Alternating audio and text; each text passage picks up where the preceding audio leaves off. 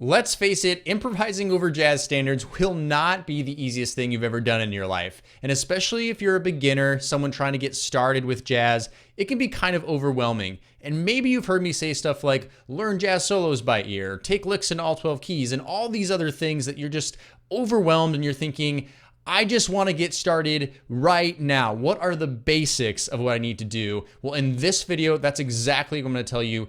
3 things that you need to do to get started with your jazz improvisation. Let's do it. What's up, Brent here from LearnJazzStandards.com, which is a blog, a podcast, and videos all geared towards helping you become a better jazz musician. Make sure you subscribe at the button below and hit that bell notification to make sure you are locked into everything we've got going on here. Listen, I want you to start. I don't want you to feel afraid to start improvising over jazz standards and feel overwhelmed by the process. So I'm going to be boiling it down just to 3 things that I want you to do today. I'm going to make things simple. So let's jump right to it. So step number 1 is simply to outline the chord tones. Now, I call this mapping, and this is really important. I'll talk about it more in a second, but we're going to use my pet tune to use as examples, Autumn Leaves, because it's really simple to understand, and we're going to apply this concept. So take a look at this. I've got the chord tones written out over the entire form of Autumn Leaves, and I'm using a technique called voice leading to connect them together. So you'll notice I go up one arpeggio, or the set of chord tones, and down the next from one chord to the other, and they don't necessarily start or end on the root. I'm connecting them to the nearest chord tone from where we left off last, which is called voice leading. Now, the reason we do this outside of just spelling out each chord tone is because we want to learn how to connect them together. This is the baseline, most basic thing you can start doing. It's not that hard, and it's really going to help you start actually playing the changes.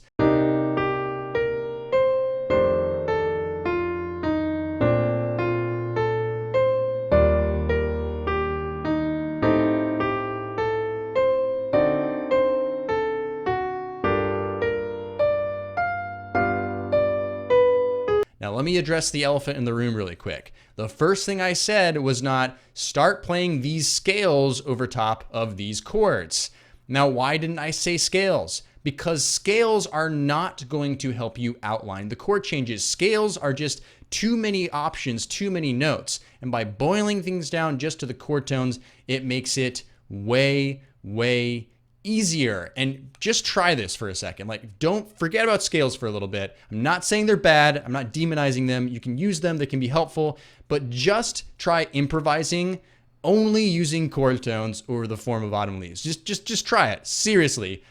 Just try it. I guarantee you it's going to sound like you're playing the chord changes, and it possibly could be more musical than playing scales. Okay, step number 2 is to outline the guide tones. So this is further into the mapping process. We're simply taking the chord tones and trying to give ourselves even fewer options now. Less is more. So the guide tones are the thirds and the sevenths of each chord. So we're discarding the root, we're discarding the fifth, and just focusing on those thirds and sevenths. And we're going to do the exact same process as we just did. We're going to voice lead the guide tones. And the reason we want to focus on the guide tones is because these are the notes that really define each chord. If you really look at the difference between a minor and a major 7th chord and a dominant 7th and a half diminished and a fully diminished, it's really the thirds and sevenths for the most part that are changing and that are making the difference. And especially if we start targeting notes like the third in our jazz lines, that's when you really start hearing your chord changes come out. That's really like the most secret hack I can give you for jazz improvisation.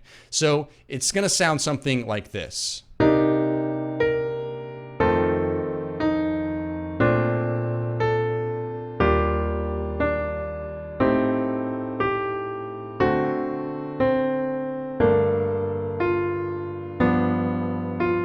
By identifying these, you've really honed into these important notes and you already know how to voice lead chord tones. So now we're really able to get more specific about what notes are important to start targeting.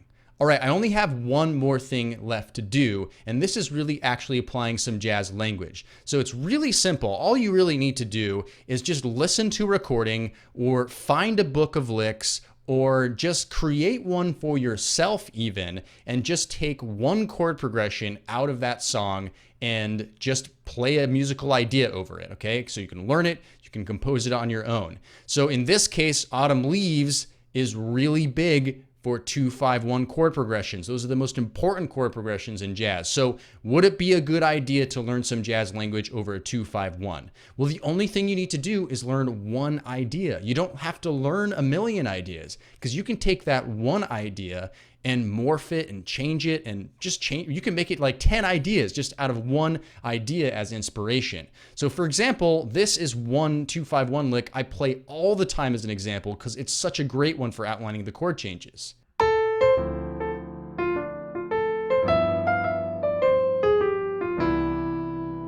Like seriously, just learn that one lick and mess around with it as many times as possible, and you've already just really hacked Autumn Leaves. Now, the only other big chord progression is a minor 2-5-1 chord progression. So if you want to take another step after that, learn a lick over a minor 2-5-1 progression and just do the same process. Now you've basically really started to open up a whole library of musical ideas over top of this. So step number one, outline those chord tones. Step number two, identify those guide tones. Step number three, learn some jazz language, just one piece of jazz language over a common chord progression in the tune. All right, here's the part where I want to hear from you. I want you to leave your answer in the comments below. What 3 things would you tell a beginner jazz improviser to work on to get started over a jazz standard? Leave that in the comments below. I'd love to fill that up with just as many different ideas as you can possibly do.